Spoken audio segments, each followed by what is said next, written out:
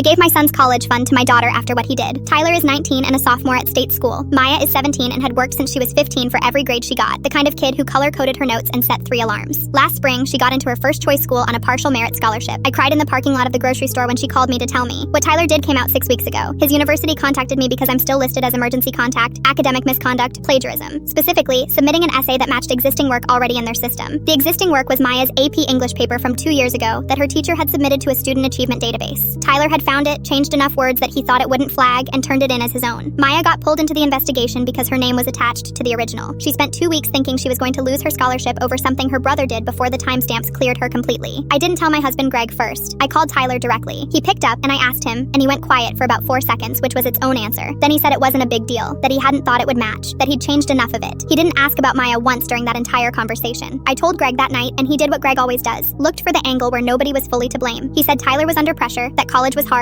that we needed to handle it carefully as a family. I told him I was handling it. Maya didn't know the full story yet. I sat down with her that Sunday morning and told her everything. She went very still the way she does when she's processing something. Then she said, "He used my essay, not a question." I said yes. She nodded slowly, picked up her coffee, and didn't say anything else for a long time. Tyler came home the following weekend. He sat down at the kitchen table and started with how sorry he was, how much pressure he'd been under, how he'd panicked before the deadline. Maya was sitting right across from him. He looked at her once and then looked at the table. I let him finish. Then I told him I'd contacted the university and redirected his college fund. Not frozen, redirected. To Maya's account to cover the 2 years her scholarship didn't reach. Tyler looked up fast and said I couldn't do that. I told him I already had. Greg said, "Let's not make permanent decisions while we're emotional." I told him I wasn't emotional. I was completely calm and the decision was already done. Tyler said it wasn't fair, that he'd lose his place, that I was ruining his life over one mistake. I told him Maya spent 2 weeks thinking she was going to lose everything over something she didn't do, and he hadn't called her once during that entire investigation. Not once. He said he didn't know what to say to her. I said that was exactly the problem. Greg tried again that night after Maya went upstairs, said I was being too harsh and we could find another way. I told him Tyler had used his sister's work, sat quietly while she was investigated, and called it not a big deal. There was no other way. Tyler left Sunday night without saying goodbye to Maya. She watched his car pull out from the upstairs window and didn't come down. He called me 3 days later and said he hoped I'd reconsider. I told him when he called Maya and had a real conversation with her, I'd be open to talking. He hasn't called her yet. Now I'm stuck wondering if I'm the asshole.